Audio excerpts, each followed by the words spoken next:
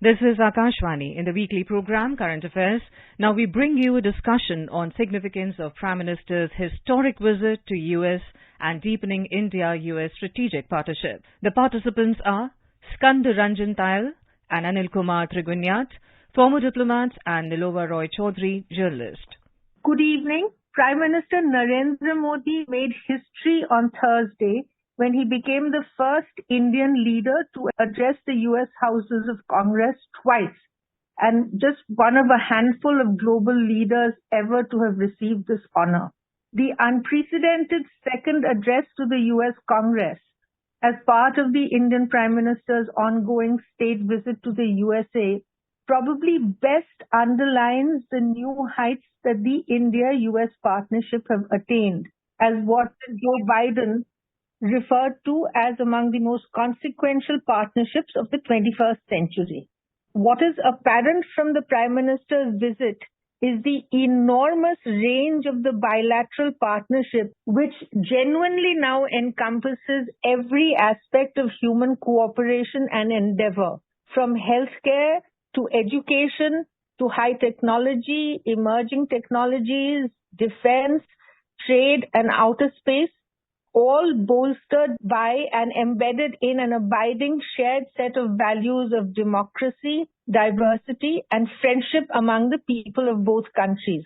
Ambassadors Skand Tayal and ANIL TRIGUNAYAT join me this evening to talk us through why Prime Minister's state visit to the United States is actually so important.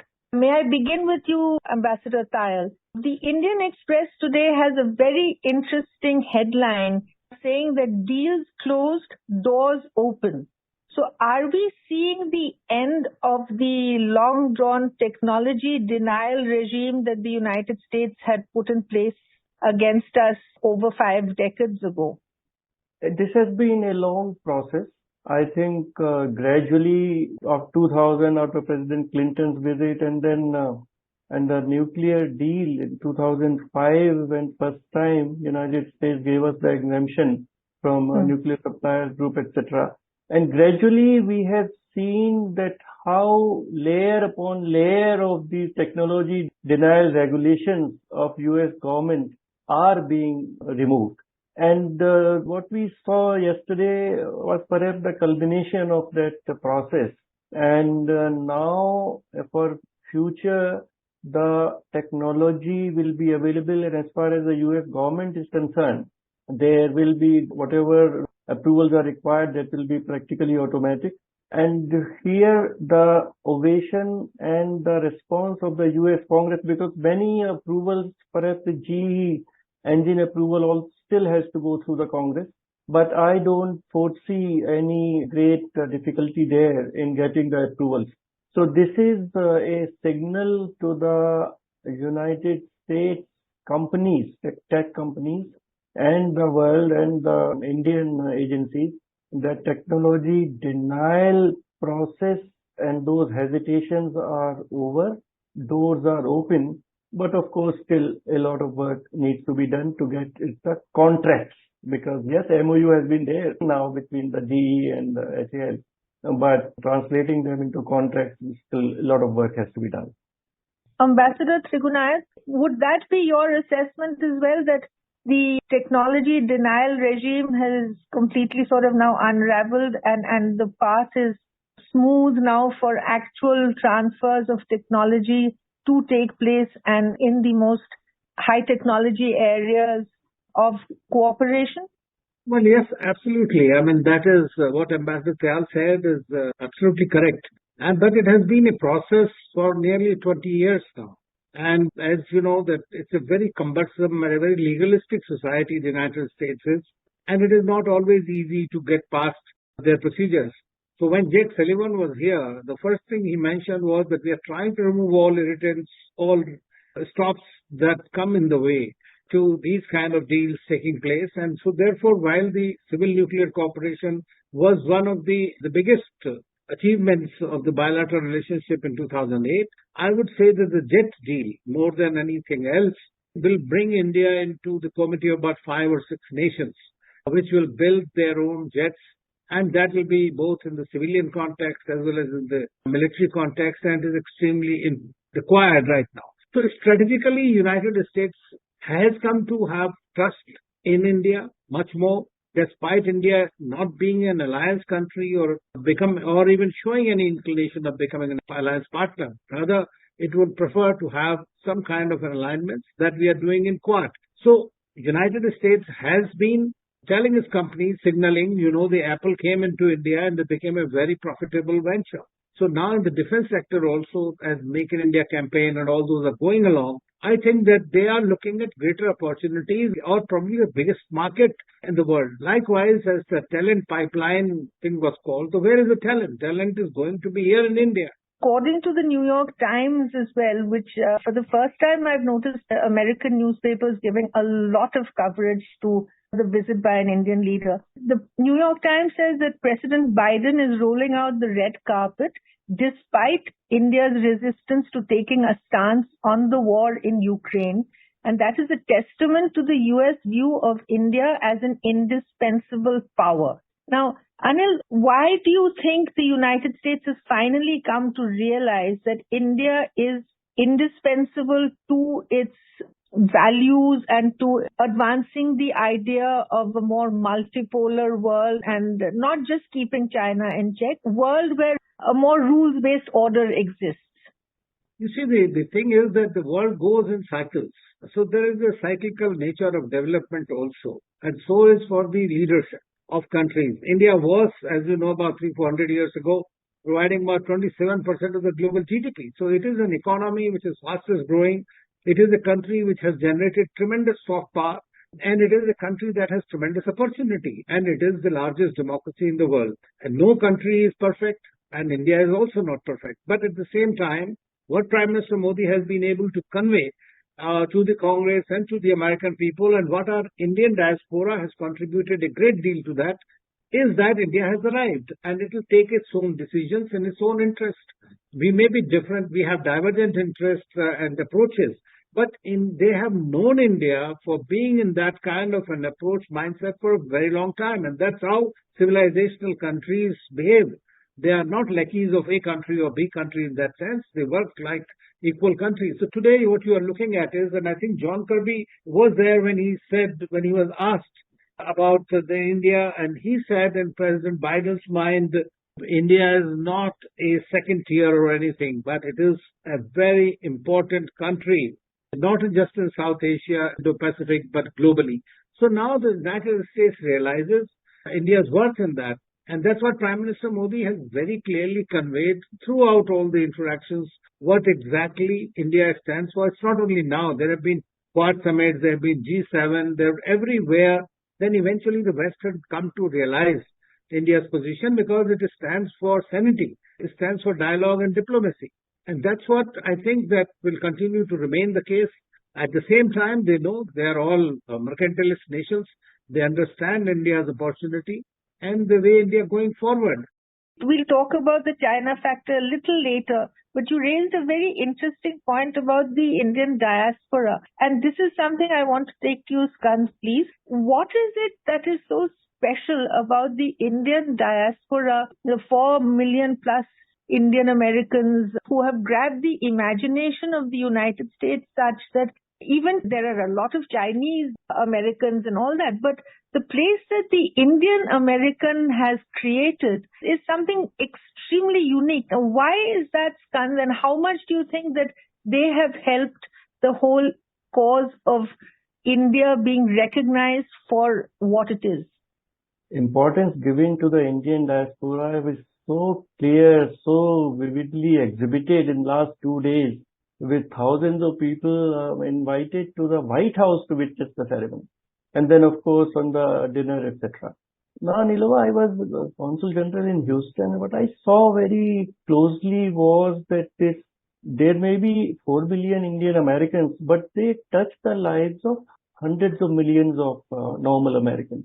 And whether they are doctors, they are nurses, they are IT, they are anywhere, they make a mark, they bring positivity, they leave good vibes for India. And most of them, at least the first generation, went in the 70s and 80s. And even the second generation is connected everywhere you go in United States, even in small towns. If there are 200 Indian families, there will be a temple or a gurdwara, and they will be learning their dances and their scriptures and their language, etc.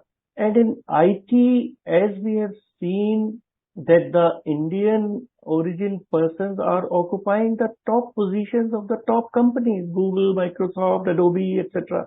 So there is a certain level of comfort in the American establishment, in the American government, in the American business, that Indian Americans are fully Americans. They are there for America, and also they are for India, to promote India-America relations in a very positive way. I think that India does not generate any kind of negative thought or hostility. We go anywhere and we assimilate very well. We keep our identities to ourselves in our homes and in our temples, but we never try to impose anything which some other communities try to do on the local community. We integrate very well. And also, Nilova, the way in politics, in the local politics, Indian Americans are getting involved at the mayor level, council level, education committee level, school committee meetings, and they are very positive. They fund now. They fund the congressmen and senators because the individual funding is allowed. And that is the foundation on which this technology transfer regime is being built, because the American establishment is comfortable with this technology transfer to a friendly country like India. It's very interesting that you should say that. And this time, the US semiconductor and chip maker Micron Technologies has announced that it would invest a considerable amount of money in a new chip factory. India and the United States will be opening additional consulates to facilitate the travel and education, whatever the travel and closeness of the people-to-people contacts. The fact that they have now agreed that the US has announced a pilot program to renew visas domestically, which means that the applicants do not have to travel outside the US to get the renewal stamps. This is indicative of a much larger sort of giving in, shall I say, on the part of the United States to, getting over all of the hesitancies that they seemed to have earlier. So prior to this visit, the Foreign Secretary has said that a roadmap for defense industrial cooperation is likely to be the key outcome of Prime Minister Narendra Modi's visit. But would you say that there is more than just the defense industrial cooperation roadmap that has been achieved this time? Skand, and that question is to you. I very much think so, Nilova, because the contestation in the decades to come is in the field of technology, critical and emerging technologies. Earlier, for instance, it was for resources, for coal and uranium and this, that and the other. And there, United States is looking for partners. And as Anil said, India has talent. United States has that entrepreneurial spirit, funding, venture capitalists. And those countries or group of countries will be dominant who master the technologies for tomorrow, for the future. So this entire package, so the talent will also be invited from India. That's why the visa regime is being made more flexible, which will greatly benefit Indians. H1B, almost 70% H1B visas are given to Indians. So it is a very future-oriented relationship. As President Biden said, it is for the next generation. And the crux of this is technology across the board. Defense is part of it.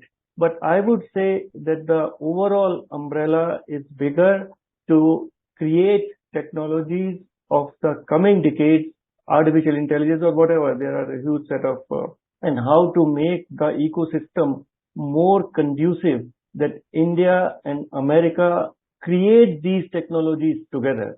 Again, I will say it is very important that the American system is comfortable with India, because the sharing of patents and all that, it's a very, very difficult task, and ultimately it will be companies which will be doing it. But at least from the government side, there is a signal that yes, you can share patents, technology with the Indians. Anil, do you think that to some extent also the fact after the initial few problems.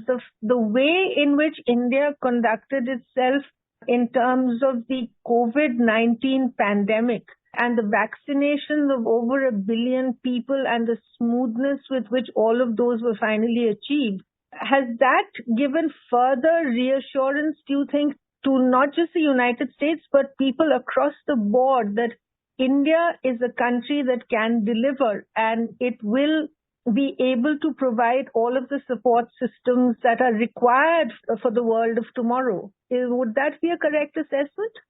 Well, that's absolutely right. I mean, during the pandemic, India was one of the few countries in the world which were able to not only produce its own vaccine, but was able to provide to medical supplies and the vaccines to over 150 countries.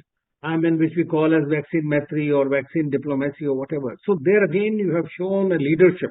And the fact that, I mean, Vasudhaiv Kutumbakam is not only simply a slogan, but that is something India has done in practice, which many other countries, including the United States, were frankly in a protectionist mode, trying to use it as a geopolitical tool. On the contrary, India had a very different kind of approach. So most of the countries in the world look at India in a very benign manner. And also, now they are able to acknowledge the prowess that India has. Unfortunately, in the past, we have not paid adequate attention to innovation, as I call India's innovation. That is the reason our R&D expenditure has been very low. And had we done that much more, we would have probably been in a better position. But it shows that India has the necessary wherewithal and the critical mass to deliver. And that's what is required. Now, at the same time, you know about the Rafale also, we have very similar things. HAL itself has been working on these with the Rafale. So all these agreements and the multinational companies that have been in India have really shown to almost everyone in the world that India is the place to be. So if they had been looking at China plus one, they went to ASEAN, to Vietnam, to other countries. But if they are looking to move production from anywhere, I think that India will be a place which they can choose and make money, and at the same time, India will benefit too. That being the case, the Hiroshima meeting of the summit of the 4 Quad leaders, I was noticing closely whatever was said then in terms of what it was that they wanted. All the 4 countries affirmed that they were committed not just to bringing enduring benefit to the Indo-Pacific region, but secure software, principles for critical and emerging technology standards, principles for clean energy supply chains, all of these things, and not to mention, of course, the health initiatives that they've taken. These are all things that seem to have been honed down in this particular bilateral visit of the prime ministers to the United States. And now, assuming the chair of the G20, when this particular G20 summit is held in September, do you think that this summit and what it's achieved will help India go in with a lot more confidence in terms of, see, we are on par with best in the world and you can count on us and we will do things for the total global good? Would that be again a correct assessment? Well, I think that as far as the United States is concerned, it has its own policies, both in geopolitics and geoeconomics. They also want to capture markets at the same time and provide for and have a global footprint. But their global footprint is very different from that what India will have or India has, or for that matter, China has. Every country has its own advantages. US is number one in terms of technology, in terms of capital, in terms of enterprise. On the other hand, India has the talented people here. There has opportunities. So markets are there the biggest. So there are different sets that will happen. But that is bilaterally, I think we are achieving quite a lot because the USA in any case is our largest trading partner. And they are also third or fourth largest investors in India. And which is likely to increase much more. You know, this Micron you mentioned, $2.7 billion facility in the chips in Gujarat. That will be one of the big takeaways. Likewise, India has placed a lot of orders on the Boeings and others. They are also, like Prime Minister said, that, you know, when one Boeing is purchased by India, it provides jobs to 40 states in the United States. So, you know, when he was talking there, he was telling about the Indian opportunity also. So that is at the bilateral level, and the message was going to globally to everyone. But as far as the G20 is concerned, India is showing that we can assume the global leadership. At the same time, we can be a part of the rule making. You know that India's G20 presidency is at the most difficult time that it could have come. We were able to help out a little bit Indonesia in the Bali declaration, but we don't know how the powers will react towards September and how this is going to eventually play out. So I think that would have been one of the points of discussion with President Biden. But as far as India is concerned, it is there to deliver to the world. Now Prime Minister Modi has written to all the leaders to include African Union as a member of the G20, which will be a great achievement in my view, because Africa is close to us and we want to look after the global south, and they are very much an integral part of it. So if India is able to make from G20 to G21, I think that will be one of the major takeaways for India out of the G20. Skand, this particular joint statement that was issued, all of 58 paragraphs, of which I was counting approximately 53 are actual substantive. I've read many joint statements earlier, and a lot of fluff used to be in a lot of them, and the substance was kind of limited. This one was actually quite incredible every paragraph was substantive in terms of deliverables on various aspects. So this again reinforces in my mind that this visit of the Prime Minister has really achieved many milestones that have been a very long time in the coming. Would you agree with that, and how would you sort of elaborate on that? Yes, the very specific projects, the mentioned, and the different groups which are being formed, space, and so new directions of cooperation. For one, it reveals that how much preparatory work was done by different agencies of both the governments. And we saw the Defense Minister, Defense Secretary coming here, the Sullivan coming here, ICETs. It's totally a new scenario which has emerged since January of this year. Initiative on critical and emerging technologies, and most of the outcome is centered around it. And yes, it is a very substantive document with important action points, but still it is a roadmap. It is a roadmap for the future with very specific milestones for the future. And we have to walk on those different agencies of both governments as well as the private enterprise. Private sector of both the governments has to walk and achieve. And as you quoted Indian Express saying, the door has been opened, but the players and implementers are different agencies in both the governments, and they have to make avail of this opportunity which has been provided by this joint communique. And there is total commitment on both sides. That is most heartening. That even if, say, government changes next year, even President Trump is committed to a great and close friendship with India in general and with Prime Minister Modi in particular.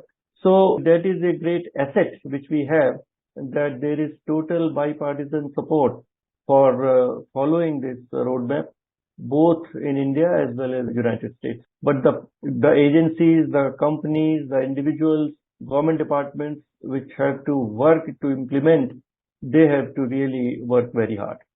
I was just thinking about the Prime Minister's visit. Barely in 3 days, he has covered, I can't really think of any aspect that has been left out. I mean, starting with the yoga day and all of what happened then with so many nationalities taking part, then to his meetings in New York with all aspects of people, all kinds of leaders of various kinds.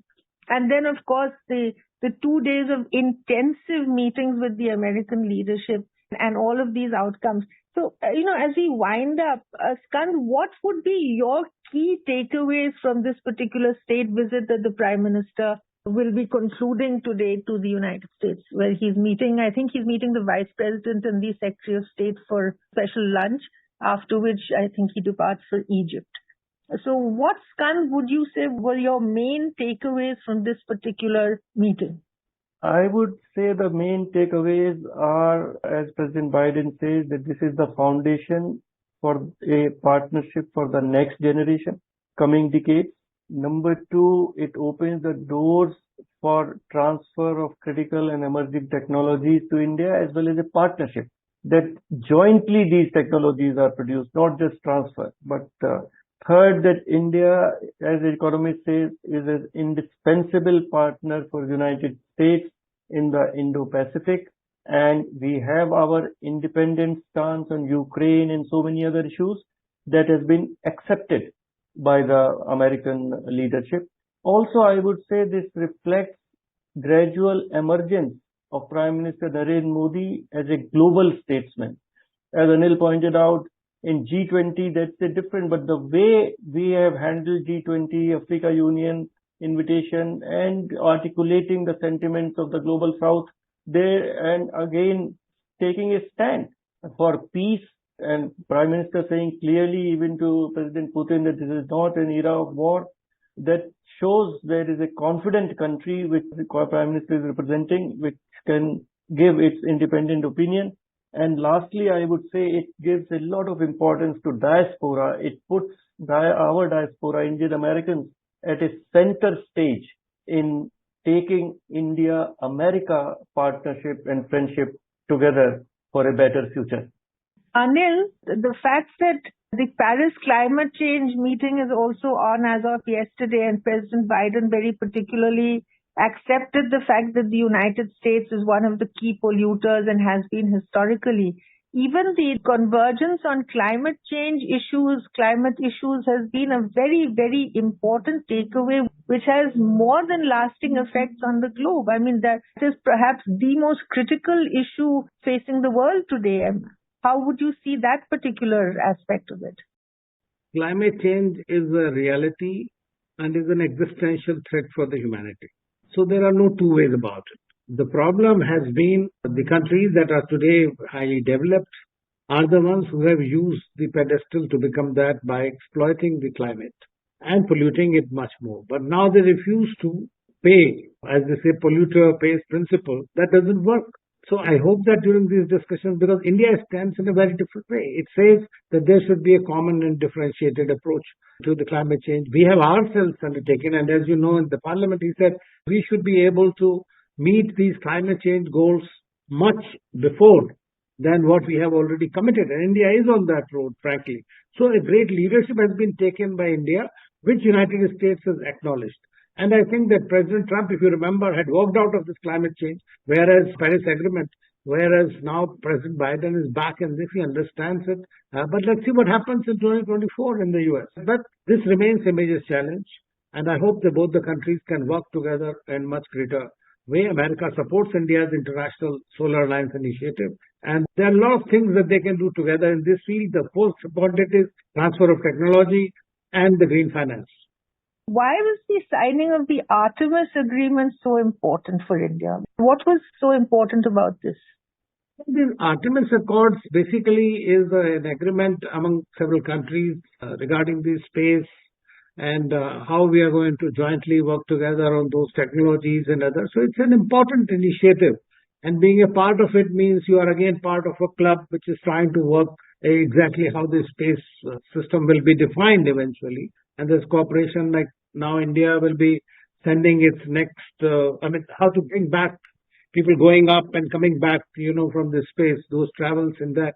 So they are part of it. I think that this is an important initiative and India is a space power. So it has the right place to be there in that. That's a very interesting thing that we were talking about the Gaganyaan thing, but now space station and Indian will actually be traveling to a space station next year. President Biden actually mentioned the date 2024. So these are fascinating developments that have occurred. As I mentioned earlier, every single aspect of human cooperation and endeavor is something that India and the United States share, and that has all been reinforced particularly strongly on this particular visit by the Prime Minister. Thank you so very much, Ambassador Skand and Ambassador ANIL TRIGUNAYAT. Thank you. Thank you so much. You were listening to a discussion on significance of Prime Minister's historic visit to US and deepening India-US strategic partnership. The participants were Skand Ranjan Tayal and ANIL TRIGUNAYAT, former diplomat, and NILOVA CHAUDHURY, journalist. The program was produced and presented by the News Services Division of Akashvani. You can listen to it on our mobile app, News on AIR. This program is also available on our YouTube channel, News on AIR Official.